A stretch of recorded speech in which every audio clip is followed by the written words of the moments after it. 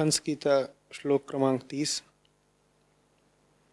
जब तक पुरुष की भिन्न भिन्न पदार्थों में सत्यत्व बुद्धि, अहम बुद्धि और मम बुद्धि युक्तियों के द्वारा निवृत्त नहीं हो जाती, तब तक वह अज्ञानी यद्यपि जागता है तथापि सोता हुआ सा ही रहता है, जैसे कि उसे स्वप्नावस्था में जान पड़ता हो कि मैं जाग रहा हूँ।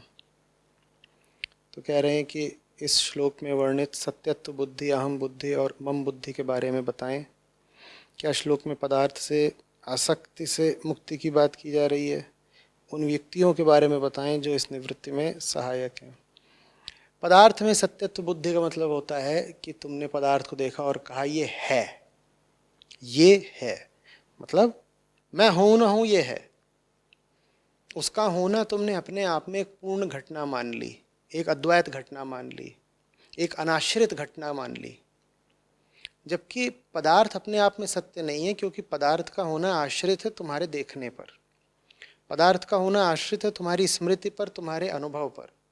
पदार्थ का होना सत्यापित ही तुम करते हो। तुम ना हो तो कौन आएगा सत्यापित करने पदार्थ को? तुम कहोगे मैं नहीं हूं तो कोई और आ जाएगा। अच्छा, उस किसी और का होना कौन सत्यापित करेगा? तुम ही तो करोगे ना। अंततः तो पदार्थ और पदार्थ को सत्यापित करने वाले भी, प्रमाणित करने वाले भी, सबका आखिरी प्रमाण तुम ही हो। तो इसीलिए पदार्थ में सत्यत्व बुद्धि रखना बड़ा दोष माना गया है कि चीज़ देखी और कहा यही है। वो चीज़ नहीं है, तुम हो। ये सब तुम्हारी करतूत है, तुम्हारा हुड़दंग है। पूरी दुनिया तुमने फैला दी। इसको मैं कभी हुड़दंग कहता हूँ, कभी प्रेम कह देता हूँ। ये जो हमारी चेतना है, इसको किसी की इतनी तलाश है कि उसने उसको तलाशने के लिए इतना बड़ा ब्रह्मांड खड़ा कर दिया।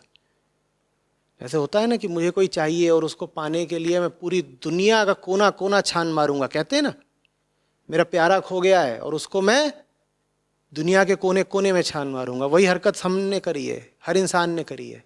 प्यारा खो गया है, उसको पाने के लिए दुनिया का कोना कोना छानना तो छोटी बात है, हमने एक बहुत बड़ी दुनिया तैयार कर दी है। हम कहते हैं इतनी बड़ी दुनिया तैयार करूंगा, उसमें कहीं तो मिलेगा ही, प्यारा खो गया है। ये सारी दुनिया हम ही ने तैयार करी है। हम कुछ चाह रहे हैं, हम कुछ खोज रहे हैं, इसीलिए हमें चारों ओर दुनिया ही दुनिया दिखाई देती है। तुम्हें वो मिल जाए जो तुम चाहते हो, दुनिया दिखाई देनी बंद हो जाएगी। माने आंखों को दिखेगी, तुम्हें नहीं दिखेगी। ठीक है, तो ये हुई सत्यत्व बुद्धि। अहम बुद्धि, अहम बुद्धि का मतलब ये हुआ मैं हूँ। पदार्थ में सत्यत्व बुद्धि का मतलब हुआ पदार्थ है, वो है। अहम बुद्धि का क्या मतलब हुआ? मैं हूँ। और मैं हूँ, मैं किस तरीके से हूँ? मैं आत्मा के तरीके से नहीं हूँ। मैं हूँ कैसे पता? क्योंकि मैं यहाँ बैठा हुआ हूँ सोफे पर, तो मैं हूँ। मैं हूँ कैसे पता? वो मुझे देख रहा ना, तो मैं हूँ। तो पदार्थ में तुम चाहे सत्यत्व बुद्धि रखो, चाहे अपने प्रति तुम अहम बुद्धि रखो, बात एक ही है। तुमने द्वैत का पहले एक सिरा पकड़ा, अब दूसरा पकड़ लिया। तुम कह रहे हो मैं तो हूँ ही, मैं पक्का हूँ। और तुम हो ही नहीं सकते जब तक पूरी दुनिया नहीं है। तुम हो ये कह करके तुमने कह दिया कि पूरा संसार है। क्या से? क्योंकि अगर पूरा संसार नहीं तो तुम सांस कैसे ले रहे हो? पूरा संसार नहीं है तो फिर पृथ्वी भी नहीं है, तुम टिके किस पर हुए हो? पूरा संसार नहीं है तो तुम भोजन किस चीज़ का कर रहे हो? पूरा संसार नहीं है तो तुम्हारे माँ बाप भी नहीं है, तुम आ कहाँ से गए?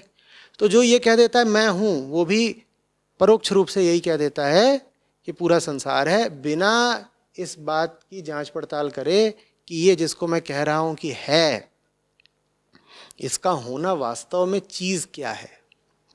विज्ञान यहीं पे तो रुक जाता है। वो भी बस ऐसे ही कह देता है, ये नहीं कहता कैसे पता है। विज्ञान कहता है वो चीज़ हमारे दायरे से बाहर की है, हम उस सवाल में जाएंगे ही नहीं कि कैसे पता कि खंबा दिख रहा है तो खंबा है भी। नहीं नहीं नहीं, दिख रहा है तो है। आंखें प्रमाण है, आंखें प्रमाण है। आंखें क्यों प्रमाण है? मेरी आंखें हैं ना, मैं बड़ा आदमी हूं, मैं सच्चा आदमी हूं, मेरी आंखें कह रही हैं खंबा है तो खंबा होगा। ये विज्ञान का तरीका, अहंकारपूर्ण। भाई मेरी आंखों ने खंबा देखा, खंबा होगा ना, मैं झूठ कैसे बोलूंगा? हम तुमसे कह रहे हैं खंबा है तो मान क्यों नहीं रहे? हम झूठ बोलेंगे क्या? हम सच्चे आदमी हैं। ये विज्ञान का तरीका है।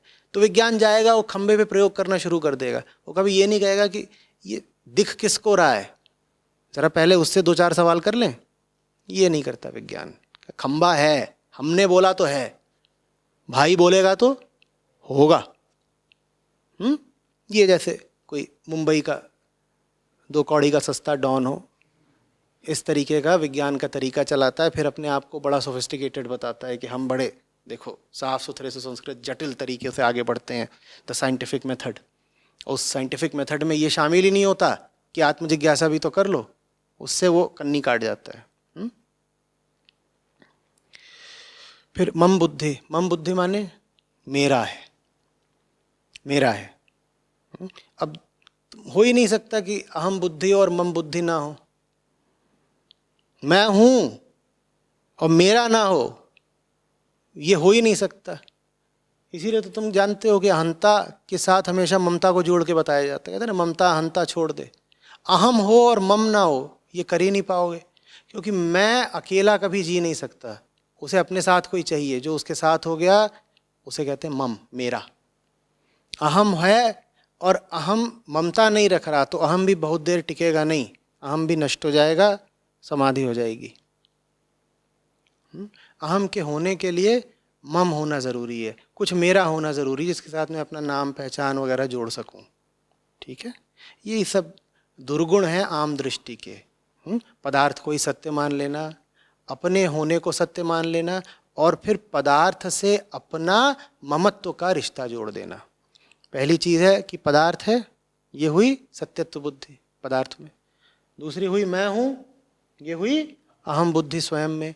और तीसरी चीज़ हुई वो जो खंबा दिख रहा मेरा है, ये हुई मम बुद्धि, कि दुनिया भी है, मैं भी हूँ, और दुनिया में काफ़ी कुछ है जो मेरा है, बाकी सब पराया है, वो सब हम खेल खेलेंगे, दुनिया को जीत लेंगे, हम ही सिकंदर हैं। यही सब बुद्धियाँ आदमी की चलती रहती हैं, इधर उधर पिटता रहता है।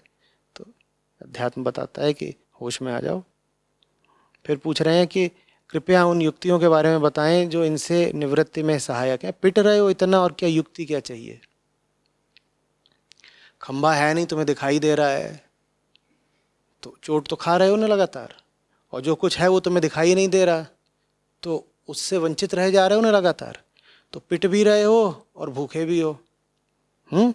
ऐसे समझो कि तुम्हारे सामने आग रखी हो, और वो आग तुमको लग रहा है कि गर्मा गर्म सब्जी है, तुमने उसमें हाथ डाल दिया, और उधर थोड़ी दूर पर सब्जी रखी हुई है या रोटी रखी है, पूरा थाल रखा है, वो तुमको दिख नहीं रहा, तो भूखे भी रह गए। हाथ भी चला लिया, भूखे भी रह गए।